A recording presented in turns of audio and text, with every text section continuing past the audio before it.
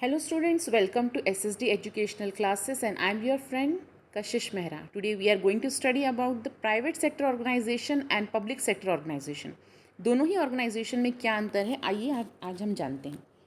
तो सबसे पहले आपको ये जानना होगा कि प्राइवेट ऑर्गेनाइजेशन का मीनिंग क्या होता है। The organization which is owned managed and controlled and financed by the individual person और ग्रुप ऑफ इंडिविजुअल्स के साथ अगर कोई भी कंपनी ऑर्गेनाइज्ड की जाती है तो उसे हम कहेंगे प्राइवेट सेक्टर ऑर्गेनाइजेशन। इसका मतलब यहाँ पर जितना भी कैपिटल लगा है किसी भी प्राइवेट पर्सन का कैपिटल लगा है। लेकिन वहीं अगर हम बात करते हैं पब्लिक सेक्टर ऑर्गेनाइजेशन की तो वहाँ पर ऑर्गेनाइजेशन जो है वो owned managed controlled and financed by government होती है। मतलब यहाँ पर जो पैसा लगा है वो गवर्नमेंट का पैसा लगा है, इसलिए हम इसे पब्लिक सेक्टर ऑर्गेनाइजेशन कहते हैं। अब ये गवर्नमेंट का किसी एक गवर्नमेंट का पैसा लगा है या कॉम्बिनेशन ऑफ गवर्नमेंट्स, मतलब दो गवर्नमेंट मिलकर अपना पैसा लगा रही हैं। तो in simple language we can say that the organization which is managed, controlled and financed by private individuals are known as private sector organization, whereas when the organization is owned, managed and controlled by government or combinations of government, it is known as public sector organization. आइए देखते हैं second point में क्या बताया गया है। Constitute the private sector organization की अगर हम बात करते हैं तो इसमें कितने प्रकार के हम बिजनेस स्टार्ट कर सकते हैं। हम स्टार्ट कर सकते हैं सोल ट्रेडिंग कंसर्न, हम स्टार्ट कर सकते हैं जॉइंट हिंदू फैमिली बिजनेस, हम स्टार्ट कर सकते हैं partnership firm, joint stock company या कॉरपोरेटिव सोसाइटी। ये 5 सेक्टर्स हैं जहाँ पर एक इंडिविजुअल पर्सन प्राइवेट सेक्टर में बिजनेस स्टार्ट कर सकता है। वहीं पे अगर पब्लिक सेक्टर की बात करते हैं तो वहाँ होते हैं departmental organization, statutory corporations, government companies. ये होते हैं जहाँ पे पब्लिक सेक्टर या गवर्नमेंट का सेक्टर आ जाता है। Main motive of private sector is to earn profit. वहीं अगर हम मेन मोटिव बात करते हैं पब्लिक सेक्टर की तो इनका मेन मोटिव होता है सर्विस देना सोसाइटी को, अलग अलग सर्विस प्रोवाइड करना, न कि प्रॉफिट कमाना।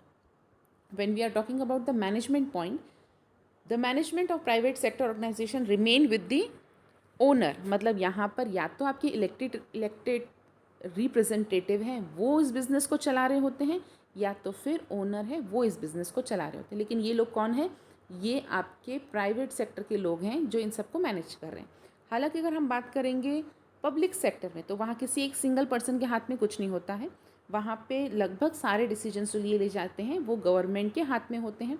और यहाँ पे कौन डिसीजन लेता है? Board of directors, that is BOD जो रहते हैं वो आपके बिजनेस के डिसीजंस लेते हैं कि कितने प्राइजेस होंगे, कब हमें कहाँ इन्वेस्टमेंट करना है। So these all are taken by the board of directors. Moving to next point, the size of entity. When we are talking about the size of private organization तो हो सकता है आपका प्राइवेट ऑर्गेनाइजेशन की size कम रहे क्योंकि वो सोल ट्रेडिंग के साथ कंसर्न है।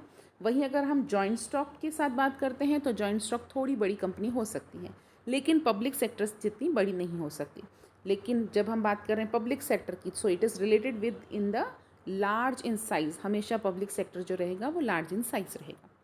Next we are talking about the capital provider. Capital कहाँ से आता है? Capital is a contributor by the owner, private investors from their own resources और borrowings from the financial institutions. अब यहाँ पे फाइनेंशियल इंस्टीट्यूशन का मतलब है कि जो पर्सन बिजनेस लगा रहा है वो अपने बिजनेस में कैपिटल प्रोवाइड कर रहा है। It mean capital is contributed bye, कौन कॉन्ट्रीब्यूट कर रहा है? ओनर या फिर प्राइवेट इन्वेस्टर्स उस बिजनेस में लगा रहे हैं। लेकिन जब हम बात कर रहे हैं पब्लिक सेक्टर की so it is contributed mostly by the government. सरकार यहाँ पर पैसा लगा रही होती है। So moving toward next point, when we are talking about the business areas, the private sector organization operate in or industrial and commercial area only। मतलब private sector या तो इंडस्ट्री सेटअप करती है या तो फिर कमर्शियल एरिया में ही काम करती है। What do you mean by commercial area? Where the place where the goods and services are been exchanged, उसे हम कहेंगे कमर्शियल एरिया। और इंडस्ट्री मीन्स मैन्युफैक्चरिंग से related.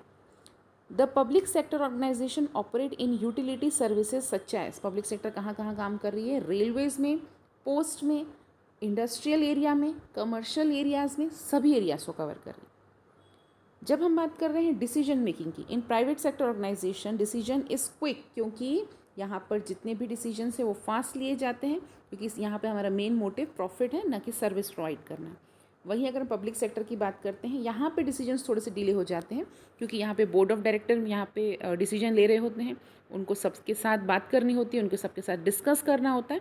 So decisions are taken very delay in public sector.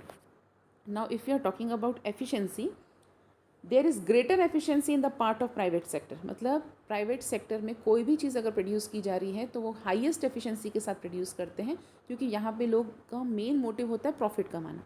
तो जितनी ज़्यादा मेहनत करेंगे उतना ज़्यादा प्रॉफिट मिलेगा.